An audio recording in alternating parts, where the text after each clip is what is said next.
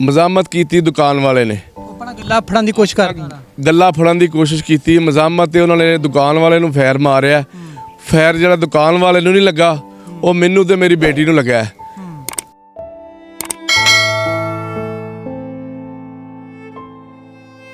ते एक फैर जिहड़ा मेरी बेटी नूं लग्या ते मेरी बेटी जिहड़ी मौके ते जिहड़ा ना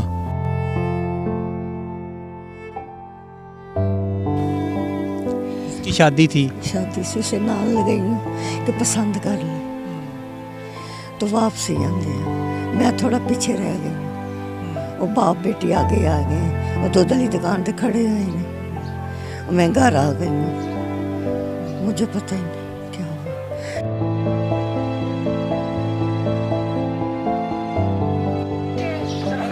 सजा दी जाए, फांसी होवे, परिंदियां नूं फांसी हो जावे, सजा मिले, सजा मिलनी चाहिए। कोई और मां ना इंज होवे। बिल्कुल सही है। ते पुलिस ने हुण तक की कार्रवाई की है? पुलिस ने अजे तक कुछ भी नहीं किया। अच्छा, बिल्कुल थाना शादरा टाउन के इलाके में एक लड़की जिसकी तकरीबन 2 माह कबल शादी थी अपने वालिद के साथ शॉपिंग करने के लिए जाती है और जब वो पहुंचती है थाना शादरा टाउन के इलाके में एक दूध वाली शॉप पे जहां पर वो दूध और दही वगैरह की कुछ चीज़ें लेती है और वहां पर 2 नामालूम डाकू जब वहां पहुंचते हैं तो वो उसका गल्ला जो उसने सारे दिन की उसकी आमदन होती है दुकानदार की वो उठाते हैं। मुज़ाहमत पर लड़की को फायर मार दिया जाता है। उसके नतीजे में उसका जो वालिद उसके साथ मौजूद था उसके भी बाजू पर फायर लगता है। लड़की मौका पर डेथ हो जाती है और जो उसका वालिद है वो हस्पताल मुंतकिल हो जाता है। मैं इस वक्त उसी घर के बाहर मौजूद हूँ जहाँ पर दर्जनों से ज़ायद ख़वातीन और लोग यहाँ पर मौजूद हैं, अफसोस कर रहे हैं जी डाकू कौन थे, असल मुल्ज़मान कौन है। पुलिस ने अब तक तकरीबन 10 से 12 घंटे गुजरने के बाद उन तक उनकी एक्सेस हो पाई है कि नहीं। पुलिस के जो अदारे हैं, हमारे जो कानून के जो हमारे अदारे हैं वो क्या कर रहे हैं, असल में हुआ कैसे सारा कुछ। बच्ची का वालिद और उसकी वालदा और जो ऐनी शाहिदीन है वो हमारे साथ मौजूद हैं, उनसे बात करते हैं। पट्टी उन्होंने अपने बाजू के ऊपर बंधी हुई है। सिटी फुटेज के मुताबिक जो डाकुओं ने फायरिंग की उसकी जद में आकर एक लड़की जिसकी उम्र तकरीबन 18 से 19 साल थी वो मौका पर जहाँ भाग हो गई और उसके जो वालिद है उसके बाजू के ऊपर फायर लगा। अस्सलाम वालेकुम जी। वालेकुम सलाम। साਡਾ दुख बहुत ਵੱਡਾ ਹੈ। ਉਹਦੇ ਸਿਰਫ ਅਸੀਂ ਮਰਹਮ ਜ਼ਰੂਰ ਰੱਖ ਸਕਦੇ ਹਾਂ ਲੇਕਿਨ ਵਕਤ ਵਾਪਸ ਨਹੀਂ ਲਿਆ ਸਕਦੇ। ਪਹਿਲੇ ਮੈਨੂੰ ਦੱਸੋ ਕਿ ਤੁਸੀਂ ਆਪਣੀ ਬੇਟੀ ਨੂੰ ਘਰੋਂ ਕਿੱਥੇ ਲੈ ਗਏ ਸੀ?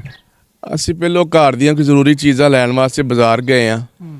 ਬਾਜ਼ਾਰ ਤੋਂ ਵਾਪਸੀ ਤੇ ਅਸੀਂ ਦੁੱਧ ਵਾਲੇ ਦੇ ਕੋਲ ਖਲੋ ਗਏ ਘਰ ਦੇ ਦੁੱਧ ਲੈਣ ਵਾਸਤੇ। ਦੁੱਧ ਵਾਲੇ ਨੂੰ ਪੈਸੇ ਦਿੱਤੇ ਨੇ ਉਹਦੇ ਕੋਲੋਂ ਬਕਾਇਆ ਹੱਲੇ ਲੈਣਾ ਹੈ। ਬਕਾਇਆ ਲਿਆ ਨਹੀਂ ਦੀ ਇੰਨੀ ਦੇਰ 'ਚ 2 ਡਾਕੂ ਆ ਗਏ ਨੇ।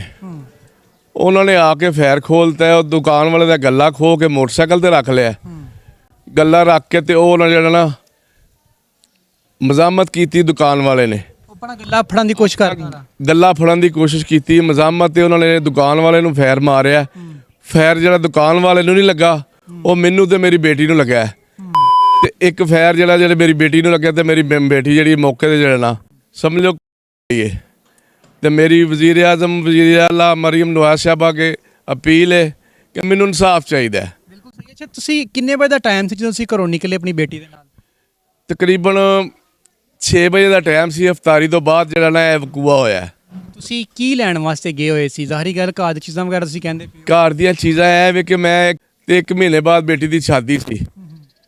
ਬੇਟੀ ਨੇ ਰਸਤੇ ਜਾਂਦੇ ਕਿਹਾ ਹੈਗਾ ਅੱਬੂ ਜੀ ਦੁੱਧ ਲੈ ਲਈਏ, ਚਲੋ ਘਰ ਜਾ ਕੇ ਕੋਈ ਦੁੱਧ ਸੋਡਾ ਬਣਾ ਲਵਾਂਗੇ, ਕੋਈ ਚਾਹ। ਹਾਂਜੀ ਤੁਸੀਂ ਉੱਥੇ ਰੁਕੇ ਆ ਤੇ ਉਹ ਬਸ ਇਹ ਨਹੀਂ ਰੁਕਣ ਦੇ ਵਿੱਚ ਹੀ ਇਹ ਕੰਮ ਹੋ ਗਿਆ। ਦੁੱਧ ਵਾਲੇ ਨੇ ਮਜ਼ਾਮਤ ਕੀਤੀ, ਫੈਰ ਉਹਨਾਂ ਨੇ ਦੁੱਧ ਵਾਲੇ ਨੂੰ ਮਾਰਿਆ ਤੇ ਉਹ ਲੱਗ ਸਾਨੂੰ ਗਏ ਨੇ।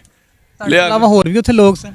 ਹੋਰ ਲੋਕ ਬਸ ਰਸਤਾ ਚੱਲ ਰਿਹਾ ਸੀ, ਸੁਨਾਟਾ ਨਹੀਂ ਸੀਗਾ, ਰੋਡ ਚੱਲ ਰਿਹਾ ਵੇ।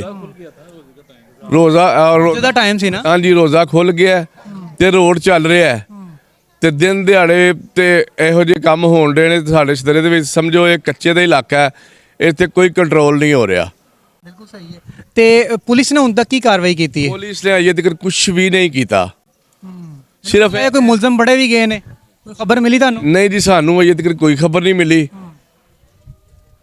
यही कह गए कि ਤੁਹਾਨੂੰ इंसाफ मिलेगा। इंसाफ कदों मिलेगा? उसकी जो वालदा है, उसके जो रिश्तेदार हैं वो भी यहाँ पर मौजूद हैं, उनसे भी बात करते हैं। माँ के तो चाव ही नहीं ख़त्म होते कि जब उसकी बेटी की शादी हो और दिन कुछ ही रह गए हों, उसकी ये चीज़ बनानी है, ये चीज़ लानी है, उसके लिए उसके घर वाले कितने नखरे उठा रहे होते हैं। लेकिन जब बच्ची चीज़ें लेने की बजाय जब उसकी लाश घर में आती है तो घर के ऊपर क्या समा होता है।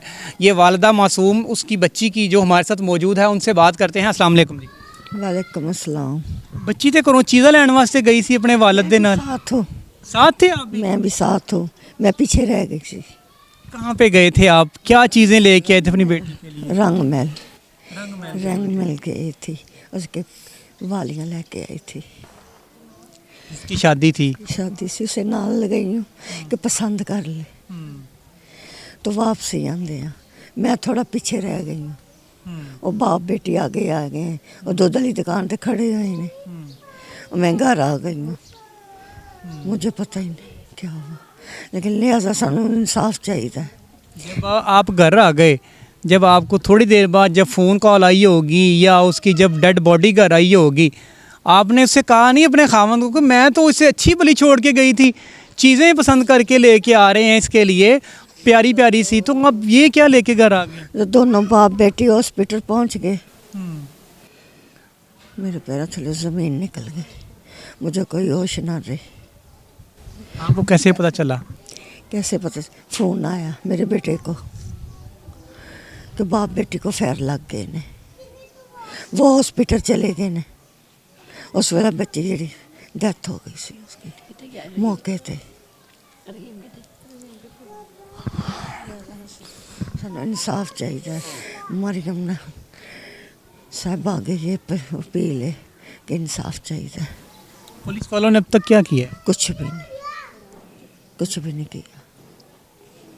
खाली दिलासा ही देने के लिए आ जाते कि यार हम पकड़ लेंगे मुल्ज़मान को। कुछ भी नहीं, कुछ भी नहीं किया। कुछ भी नहीं करे। आप क्या लगती हैं इनकी? मैं इनकी बहन हूँ। आप इनकी बहन है। आप यहीं पे पास रहते हैं या किसी दूर रहते हैं? आप दूर रहते हैं। दूर रहते हैं। हाँ जी। आपको ज़ाहिरी बात है जब पता चला होगा कि आपकी जो भांजी है आपकी, उसको मतलब डाकुओं ने फायर मार के कर दिया है, आपने पूछा नहीं अपनी बहन को कि ये कैसे हो गया? उसकी 2 माह बाद शादी है, कपड़े लेने के लिए हम जा रहे हैं, तो ये वाक़या कहाँ से आ गया? तो दिल एक्सेप्ट नहीं करता ना। फोन आया ना हमें, हम तो रोने पिटने लग गए, सारा मोहल्ला इकट्ठा हो गया। हम फिर हॉस्पिटल चले गए, इसको म्यो हॉस्पिटल लेके गए। हाँ जी, सीधा उधर गए। भाई को ने हमने नहीं बताया कि उसकी डेथ हो गई है, बेटी की डेथ हो गई है, भाई को नहीं बताया। मैं भाई को देख कर रोने लग गई। भाई कहता निका क्या हाल है? मैं कहा निका ठीक है। हमने नहीं बताया, हमने सुबह 4 बजे भाई को बताया जब उसकी लाश आनी थी इधर। फिर हमने भाई को बताया कि उसकी डेथ हो गई है। हमें तो शुद्ध बुद्धि कोई नहीं रही। ये क्या बन गया? ये क़यामत टूट पड़ी। हमें इंसाफ चाहिए, हमें हमारी यही अपील है कि हमें इंसाफ चाहिए। भाई सानू तो पता ही नहीं, सानू तो टेंशन से। मैं कि बेटे में न्यान के अम्मी निका मर गई है। मैं तो भाई आप पागल, मैं मेरा ज़हन आप तो घूम गया, मैंने पता ही नहीं थी।